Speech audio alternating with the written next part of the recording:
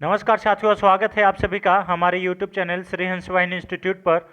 आज का तारीख है 13 दिसंबर 2023 और इस दिन के करंट अफेयर्स के सभी अति महत्वपूर्ण प्रश्न हम लोग इस वीडियो में डिस्कस करेंगे। तो चलिए, करंट अफेयर्स एक अनोखी सोच के साथ हम लोग वीडियो को शुरू करते हैं, लेकिन उससे पहले आज का मोटिवेशन देख लेते हैं। हर रोज़ सुबह किसी को कुछ बोले या ना बोलो, पर खुद से हमेशा यह कहना, कुछ भी हो जाए जिंदगी भर गरीब नहीं रहना। ये बिल्कुल सही बात है भाई। मतलब आप सोचिए, ऐसे ऐसे अगर हम लोग मोटिवेशन को फॉलो करेंगे तो बिल्कुल सही में कोई भी इंसान इस दुनिया में गरीब नहीं रहेगा, है ना। चाहे कुछ भी हो जाए, हमें हर समय जिंदगी भर गरीब नहीं रहना है। तो क्या करना है, इसके लिए हमें मेहनत करना पड़ेगा। मेहनत करना पड़ेगा, जी जान से लगन से मेहनत करना पड़ेगा, पढ़ना पड़ेगा, तब जाके हम कोई नौकरी प्राप्त कर पाएंगे और जीवन जो है वो अच्छे से कटेगा, है ना।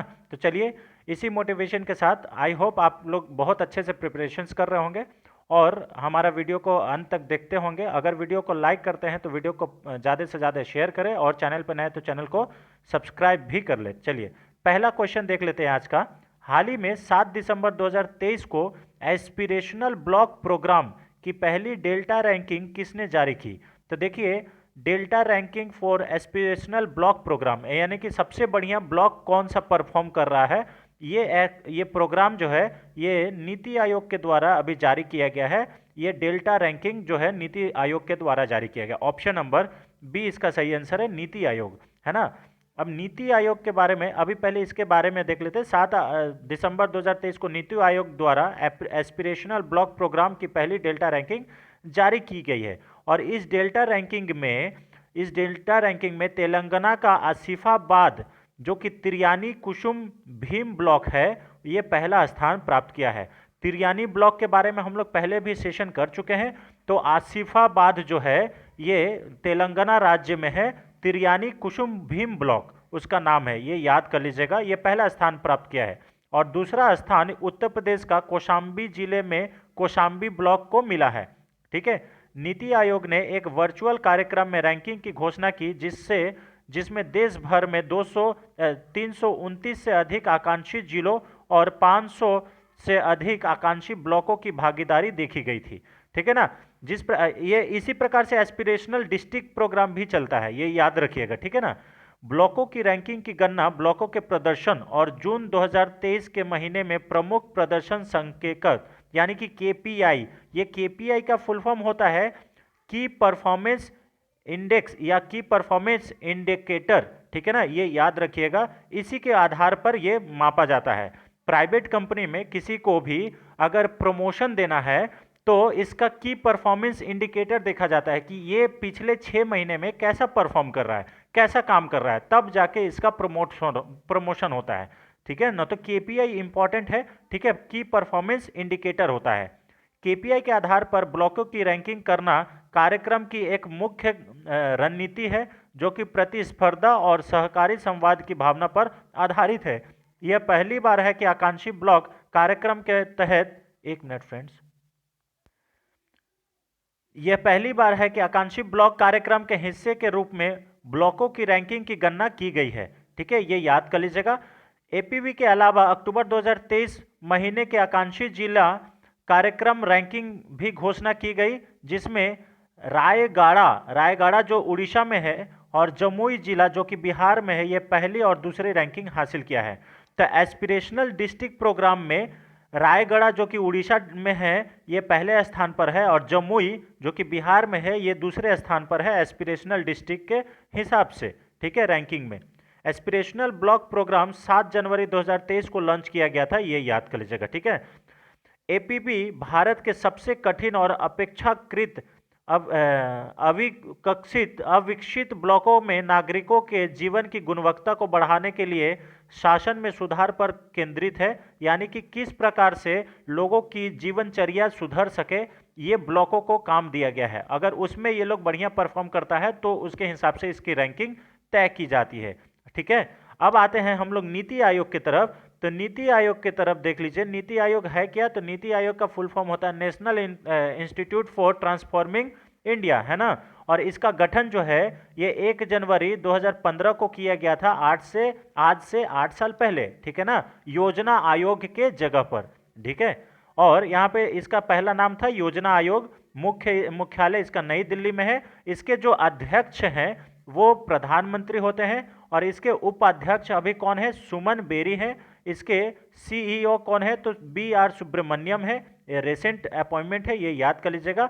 और कार्यपालक भी नरेंद्र मोदी ही कहलाते, मतलब प्रधानमंत्री ही होंगे, ये याद कर लीजिए। कार्यपालक, अगर आपसे ऐसा पूछ ले कि नीति आयोग के कार्यपालक कौन है, तो आप प्रधानमंत्री नरेंद्र मोदी ही टिक करके आइएगा, ठीक है। 500 महत्वाकांक्षी ब्लॉकों का 31 मार्च 2023 और 30 जून 2023 की पहली तिमाही का आधारभूत डेटा मंत्रालय की प्रबंधन सूचना प्रणाली के माध्यम से प्राप्त किया गया था। पहली डेल्टा रैंकिंग की गणना पहली तिमाही में हुए सुधार के आधार पर की जाती है, ठीक है ना, ये याद कर लीजिएगा, तो इंपॉर्टेंट है। चलिए अब हम लोग क्वेश्चन नंबर 2 पे आते हैं। हाल ही में किस केंद्रीय मंत्री ने नई दिल्ली के KD जादव इंडोर हॉल में खेलो इंडिया पैरा गेम्स 2023 के पहले संस्करण का औपचारिक उद्घाटन किया है? तो किस केंद्रीय मंत्री के द्वारा किया गया है? तो अभी केंद्रीय मंत्री अनुराग सिंह ठाकुर जी के द्वारा ये खेलो इंडिया पैरा गेम्स 2023 का पहला संस्करण, ये पहला संस्करण है, इसलिए ये बहुत ज़्यादा इंपॉर्टेंट हो जाता है फ्रेंड्स, है ना। ये फर्स्ट एडिशन है खेलो इंडिया खेलो इंडिया पैरा गेम्स 2023, है ना। अनुराग सिंह ठाकुर जी के द्वारा इनका अनावरण किया गया नई दिल्ली में KD जादव इंडोर हॉल में, ये याद कर लीजिएगा, इंडोर हॉल में, है ना।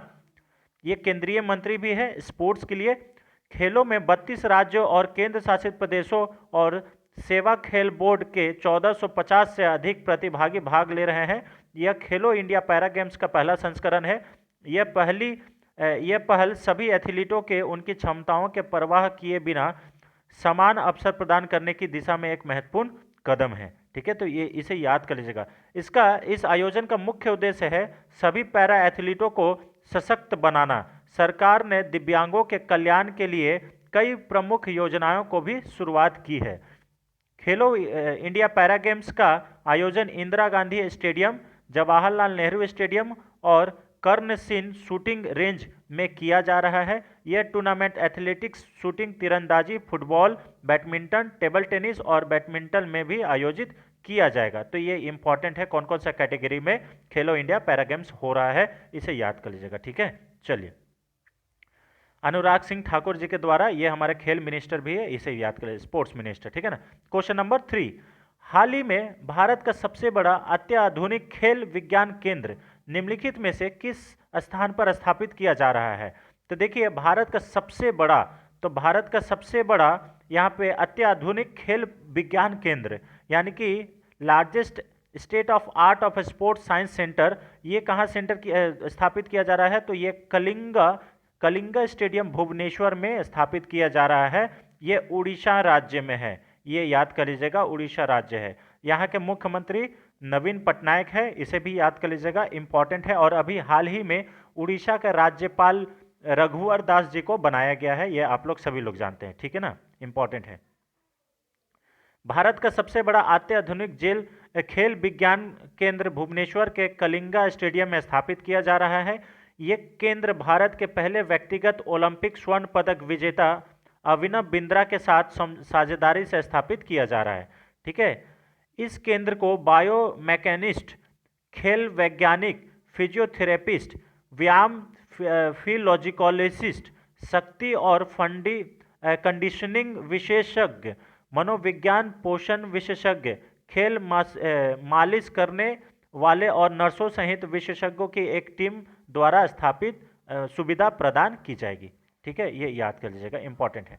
चलिए, अब यहाँ पे क्वेश्चन नंबर 4 पे आते हैं। हाल ही में मुंबई तट के पास निम्नलिखित में से किसके द्वारा अभ्यास प्रस्थान आयोजित किया गया है? तो मुंबई तट के पास, है ना, तो मुंबई तट के पास अभी भारतीय नेवी के द्वारा, यानी कि भारतीय नौसेना के द्वारा प्रस्थान जो एक्सरसाइज है, अभ्यास है, उसको किया गया है। ऑप्शन नंबर ए इसका सही आंसर है, प्रस्थान, ठीक है।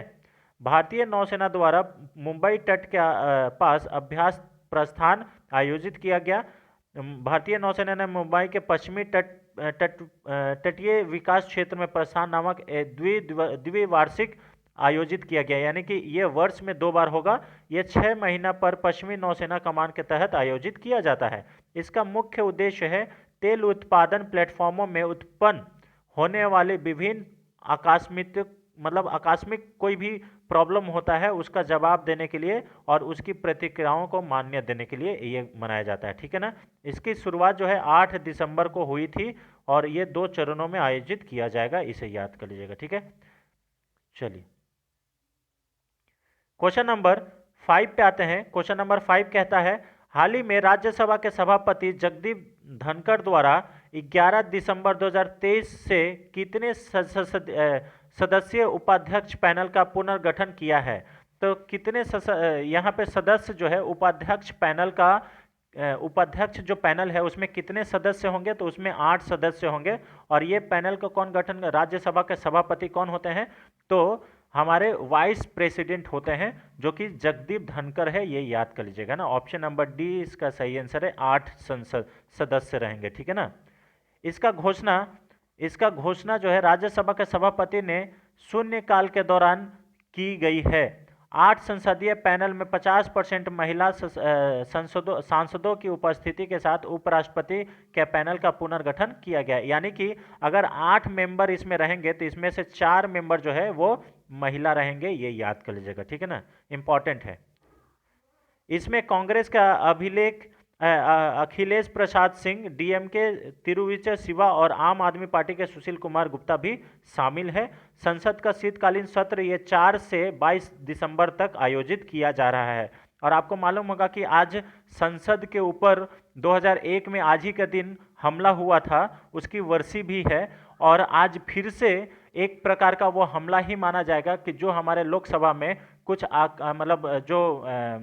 मतलब अनजान व्यक्ति वहाँ पे घुस गया और आंसू गैस के जैसे गोले छोड़ने लगा, ठीक है। ये बहुत ही बड़ा निंदनीय है और बहुत ही बड़ा घटना में कंसीडर किया जा रहा है कि ये फिर से हमारे डेमोक्रेसी के ऊपर हमला हो गया है आज ही का दिन, ठीक है। चलिए क्वेश्चन नंबर 6 पे आते हैं। हाल ही में किस तारीख को पीएम मोदी ने ड्रोन दीदी योजना लॉन्च की है। तो देखिए ड्रोन दीदी योजना ये तो सभी को मालूम होगा कि प्रधानमंत्री नरेंद्र मोदी ने इसकी अनावरण किया है, यानी कि उद्घाटन किया है। लेकिन किस तारीख को किया है, इस टाइप से क्वेश्चंस आ जाते हैं तो उस केस में हम लोग गलती कर बैठते हैं। तो ये जो है तारीख भी थोड़ा सा याद रखना होगा। ये जो ड्रोन दीदी योजना है इसको प्रधानमंत्री नरेंद्र मोदी जी ने 30 नवंबर 2023 को उद्घाटन किया है। ऑप्शन नंबर ए इसका सही आंसर है, ठीक है। प्रधानमंत्री नरेंद्र मोदी ने नमो ड्रोन दीदी योजना महत्व की सराहना की है। यह योजना महिलाओं को उनकी स्थानीय कृषि आपूर्ति श्रृंखलाओं का अभिन्न द्विधारक बनने में मदद कर रही है। नमो ड्रोन योजना है क्या, तो ये 30 नवंबर को पीएम मोदी के द्वारा ड्रोन दीदी योजना लॉन्च की गई। ड्रोन दीदी योजना के तहत महिलाएं स्वयं सहायता समूह यानी कि सेल्फ हेल्प ग्रुप को ड्रोन उपलब्ध कराए जाएंगे जो इसे किसानों को किराए पर देकर अतिरिक्त आय काम कर सकते हैं। यानी कि देखिए ये जो ड्रोन दीदी योजना है इसके माध्यम से सरकार जो है ये सेल्फ हेल्प ग्रुप जो भी दीदी जुड़ी हुई हैं उसको सरकार के द्वारा ड्रोन दिया जाएगा और ये ड्रोन को दीदी लोग जो है वो किसान को रेंट पर यानी कि भाड़ा पर देगी। उसको ड्रोन से बहुत सारे कार्य हो सकते हैं कृषि के, जैसे खाद का छिड़काव करना, अमोनिया, ये सब जो लिक्विड है वो उसको छिड़काव करना।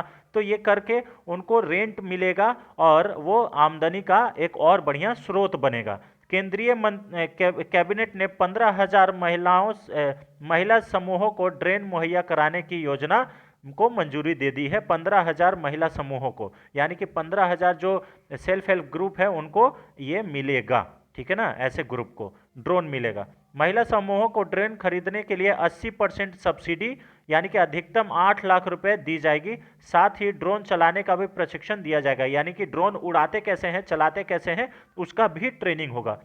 महिला स्वयं सहायता समूह यानी कि एसएचजी को ड्रोन उपलब्ध कराने के लिए वर्ष 2024-25 या से लेकर 2025-26 के दौरान 1261 करोड़ रुपए की योजना को मंजूरी दे दी गई है, ठीक है। अनुमान है कि कृषि उद्देश्य के लिए ड्रोन किराए पर लेकर महिला किसान सालाना 1 लाख रुपए तक की अतिरिक्त अर्जित कर सकती है, यानी कि इनकम कर सकती है। तो ये थोड़ा बहुत अच्छा योजना है, ये याद कर लीजिएगा, इंपॉर्टेंट है ना। चलिए अब हम लोग क्वेश्चन नंबर 7 पे आते हैं। हाल ही में 11 दिसंबर 2023 को वीडियो कॉन्फ्रेंसिंग के माध्यम से विकसित भारत 2047 वॉयस ऑफ यूथ किसने लॉन्च किया है? तो देखिए, विकसित भारत @2047 वॉइस ऑफ यूथ, ये किसने लॉन्च किया है? तो ये इसका जो लॉन्च है ये प्रधानमंत्री नरेंद्र मोदी जी के द्वारा किया गया है। ऑप्शन नंबर ए इसका सही आंसर है, प्रधानमंत्री नरेंद्र मोदी। ठीक है ना, ये याद कर लीजिएगा। अब हाल ही में पीएम मोदी ने 11 दिसंबर को वीडियो कॉन्फ्रेंसिंग के जरिए विकसित Bharat @2047 voice of youth launch किया।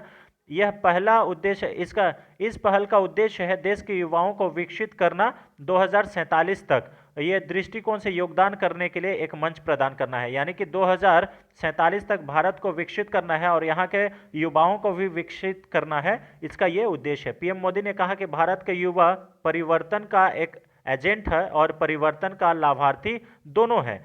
देश की राष्ट्रीय योजनाओं, प्राथमिकताओं और लक्ष्यों के निर्माण में देश के युवाओं की सक्रिय रूप से शामिल करने के लिए प्रधानमंत्री के दृष्टिकोण से अनुरूप है। विकसित भारत @2047 वॉइस ऑफ यूथ पहल देश के युवाओं को एक मंच प्रदान करेगी। इसके माध्यम से युवा विकसित भारत @2047 के विजन में अपने विचारों का भी योगदान दे सकेंगे। ठीक है, विकसित भारत @2047 का लक्ष्य है आज़ादी के 100वें साल यानी कि 2047 तक भारत को एक विकसित राष्ट्र बनाना। ठीक है, ये याद कर लीजिएगा, ये इंपॉर्टेंट है ना। चलिए, अब आप लोग इसमें थोड़ा सा मतलब देख लीजिएगा कि क्या क्या इसमें दिया हुआ, आपको सारा चीज़ हमने बता दिया। ठीक है, चलिए क्वेश्चन नंबर 8 पे आते हैं। हाल ही में किस मंत्रालय ने भारतीय वन एवं लकड़ी प्रमाणीकरण योजना शुरू की है? तो which ministry has launched Indian forest and would certification scheme? तो ये जो मंत्रालय है, ये मंत्रालय है ministry of environment, forest and climate change. Option number A इसका सही आंसर है, ये याद कर लीजिएगा, इंपॉर्टेंट है ना।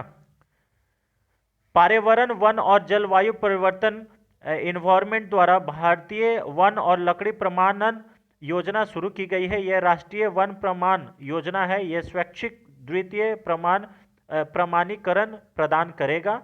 योजना में वन प्रबंधन प्रमाणीकरण, वन के बाहर वृक्ष प्रबंधन प्रमाणीकरण और हिरासत श्रृंखला प्रमाणीकरण शामिल है। ठीक है, यह योजना जिम्मेदार वन प्रबंधन और कृषि वानिकी प्रथाओं का पालन करने वाली संस्थाओं को बाजार प्रोत्साहन प्रदान करेगी। ठीक है, इंपॉर्टेंट है। चलिए देखिए, परिषद का प्रतिनिधित्व निम्नलिखित में से प्रतिष्ठित संस्थाओं के सदस्यों द्वारा किया जाएगा, जैसे भारतीय वानिकी अनुसंधान एवं शिक्षा परिषद, भारतीय वन सर्वेक्षण, भारतीय गुणवत्ता परिषद। ठीक है, और उसके बाद भारतीय वन प्रबंधन संस्थान, कृषि और किसान कल्याण मंत्रालय और वाणिज्य एवं उद्योग मंत्रालय, राज्य वन विभाग, वन विकास निगमों के प्रतिनिधि, लकड़ी आधारित उद्योगों के प्रतिनिधि, भारतीय वन प्रबंधन संस्थान भोपाल योजना संचालन एजेंसी के रूप में भी कार्य कर रहा है, ये याद कर लीजिएगा। ठीक है, भोपाल का ये भारतीय वन और लकड़ी प्रमाण योजना के समग्र प्रबंधन के लिए जिम्मेदार यही है, ये देख लीजिएगा, भारतीय वन प्रबंधन संस्थान भोपाल। ठीक है, ये याद कर लीजिएगा। चलिए अब हम लोग क्वेश्चन नंबर 9 पे आते हैं, है ना। हाल ही में फाइनेंशियल ईयर, FY का मतलब क्या होता है? फाइनेंशियल ईयर 2022-23 में अखिल भारतीय कोयला उत्पादन क्रमश 778.21 मिलियन टन यानी कि मैट्रिक टन हुआ है और 893.19 मैट्रिक टन अंतिम था। निम्नलिखित में से कौन सा राज्य भारत में प्रमुख कोयला उत्पादक राज्य है? तो भारत में सबसे प्रमुख कोयला उत्पादक जो राज्य है वो कौन सा है? तो वो राज्य है उड़ीसा। ऑप्शन नंबर ए इसका सही आंसर है, ये याद कर लीजिएगा ना। प्रमुख कोयला राज्य, अच्छा यहाँ पे आई एम एक्सट्रीमली सॉरी, इसमें पूछा है आपसे कि कौन सा प्रमुख कोयला उत्पादक राज्य में से शामिल नहीं है, तो शामिल कौन सा नहीं है? बिहार शामिल नहीं है, बाकी ये लोग प्रमुख जो कोयला उत्पादक राज्य है ये शामिल है। ऑप्शन नंबर डी इसका सही आंसर है, बिहार। बिहार में कोयला उत्पादन नहीं होता है, लेकिन यहाँ पे देखिए उड़ीसा, छत्तीसगढ़, झारखंड, मध्य प्रदेश, तेलंगाना, महाराष्ट्र और पश्चिम बंगाल के प्रमुख कोयला उत्पादक राज्य है, ये याद कर लीजिएगा। अगर कोई कंपनी पूछे तो कोल इंडिया लिमिटेड सबसे ज़्यादा कोयला उत्पादक है, ये याद कर लीजिएगा, ये इंपॉर्टेंट है ना। चलिए इंपॉर्टेंट है। चलिए अब क्वेश्चन नंबर 10 पे आते हैं, आज का लास्ट क्वेश्चन फ्रेंड। हाल ही में पोलैंड के नए प्रधानमंत्री के रूप में किसे चुना गया है? तो पोलैंड के नए प्रधानमंत्री बने हैं Donald tusk. Option number A इसका सही आंसर है। ठीक है, डोनाल्ड टस्क बने हैं पोलैंड के नए प्रधानमंत्री, इसे याद कर लीजिएगा, है ना। डोनाल्ड टस्क पोलैंड के प्रधानमंत्री बने हैं और आगामी प्रशासन को राष्ट्रपति एंड्रयू डूडो द्वारा राष्ट्रपति भवन में शपथ दिलाई गई है। डोनाल्ड टस्क के पक्ष में 2008 वोट मिले, जबकि उनके खिलाफ 201 वोट पड़े, यानी कि ये 7 वोट से जीत गए हैं। इन्हें याद कर लीजिएगा, इंपॉर्टेंट है ना। तो चलिए, तो ये रहा फ्रेंड्स आज का 10 अति महत्वपूर्ण प्रश्न, जो कि आने वाले सभी प्रतियोगी परीक्षाओं के लिए बेहद महत्वपूर्ण होगा।